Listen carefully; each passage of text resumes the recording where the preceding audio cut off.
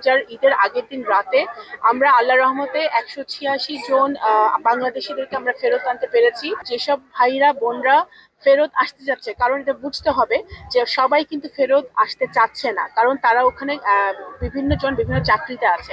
মধ্যপ্রাচ্যে যে যুদ্ধাবস্থা চলছে সেটাতে আমরা অত্যন্ত উদ্বিগ্ন, এবং মধ্যপ্রাচ্যে যুদ্ধ শুরু হওয়ার সাথে সাথে মাননীয় প্রধানমন্ত্রী ওনার টপমোস্ট প্রায়োরিটি হচ্ছে, এবং এই সরকারের প্রায়োরিটি হচ্ছে যে আমাদের যারা বাংলাদেশি নাগরিকরা আছে মধ্যপ্রাচ্যের বিভিন্ন দেশে, তারা যাতে নিরাপত্তা, হচ্ছে আমাদের 1 নম্বর প্রায়োরিটি।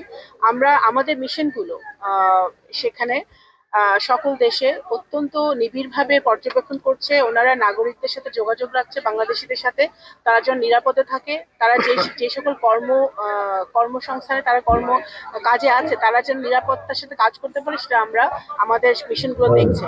এবং যারা ফেরত আসতে চায়, যেমন আমরা ইতিমধ্যে আপনারা দেখেছেন, ঠিক রোজার ঈদের আগের দিন রাতে আমরা আল্লাহর রহমতে 186 জন বাংলাদেশিদেরকে আমরা ফেরত আনতে পেরেছি বাংলাদেশ বিমানের একটা চার্টার্ড ফ্লাইটে, এবং সেখানে প্রবাসী কল্যাণ মন্ত্রণালয়ের খরচে এটা হয়েছে। প্রবাসী কল্যাণ মন্ত্রণালয়, পররাষ্ট্র মন্ত্রণালয় এবং সিভিল এভিয়েশন এবং IOM, যে আমাদের আন্তর্জাতিক সংস্থা আছে, আন্তর্জাতিক সংস্থা IOM এর সম্পূর্ণ তত্ত্বাবধানে আমরা তাদেরকে ফেরত আনতে পেরেছি।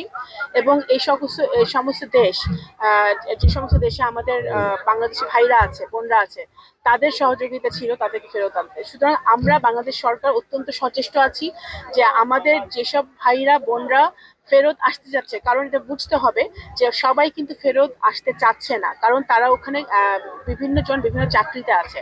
যারা ফেরত আসতে চাচ্ছে সেটা ডিপেন্ড করছে ওই সকল দেশের যুদ্ধের অবস্থার উপরে।